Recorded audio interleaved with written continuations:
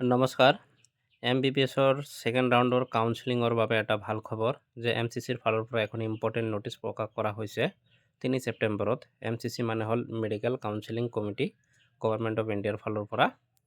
তো এই ন'টিছখনত ইম্পৰ্টেণ্ট কথাবোৰ হ'ল যে কিছুমান মেডিকেল কলেজত চিট ইনক্ৰিজ কৰিছে আৰু কিছুমান মেডিকেল কলেজ নতুনকৈ ইষ্টাব্লিছ কৰা হৈছে, তাত চিট দিয়া হৈছে।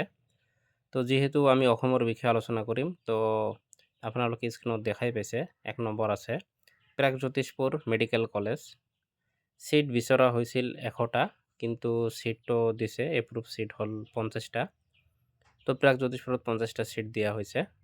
তো এতিয়া কাট অফটো বহুত কমিব ছেকেণ্ড ৰাউণ্ডত, আৰু কিছুমান কলেজত দিয়া হৈছে, আপোনালোকে স্ক্ৰীনত চাওক।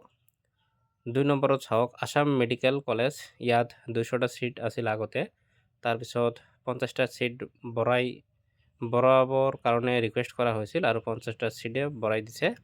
তাৰপিছত গুৱাহাটী মেডিকেল কলেজ গুৱাহাটী, ইয়াতো 200টা চিট আছিল আগতে, তো এতিয়া চিটটো বঢ়াই আৰু 50টা বঢ়াই দিছে, দি এতিয়া 250 হৈছে চিট। তাৰপিছত শিলচৰ মেডিকেল কলেজৰ চিট বঢ়োৱাৰ কাৰণে ৰিকুৱেষ্ট কৰিছিল 50টা, কিন্তু তাত 50টা চিট নবঢ়াই অনলি 25টা চিট বঢ়াইছে, তো বহুত চিট বঢ়াইছে। তো MBBSৰ ছেকেণ্ড ৰাউণ্ড কাউন্সেলিঙৰ বাবে টোটাল 175টা চিট ইনক্ৰিজ কৰা হৈছে, কাৰণ প্ৰাগজ্যোতিষপুৰত 50টা চিট, আসাম মেডিকেল কলেজত 50টা, গুৱাহাটী মেডিকেল কলেজত 50টা, শিলচৰ মেডিকেল কলেজত 25, টোটাল 175টা চিট ইনক্ৰিজ কৰা হৈছে অসমত। সেইকাৰণে ছেকেণ্ড ৰাউণ্ডৰ কাট অফৰ কাৰণে আমি এটা ভিডিঅ' বনাই অলৰেডি পোষ্ট কৰিছিলোঁ। তো এতিয়া তাতকৈও কাট অফ অলপ কম যাব। তো এতিয়া আমি ছেকেণ্ড ৰাউণ্ডৰ কাট অফ কিমান কমিব পাৰে তাৰ বিষয়ে আলোচনা কৰিম। তো আপোনালোকে চেনেলটোত নতুন হ'লে চেনেলটো ছাবস্ক্ৰাইব কৰি ল'ব, আৰু প্ৰথম ৰাউণ্ডত কিমান কাট অফ গৈছিল এই ভিডিঅ'ৰ লিংকটো মই ডিছক্ৰিপশ্যনত দি দিম।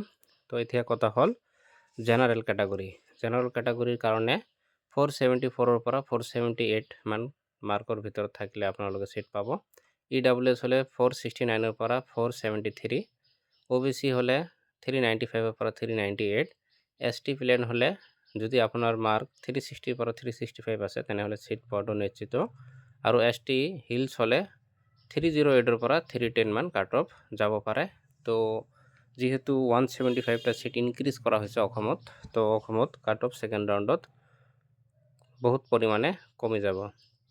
ধন্যবাদ।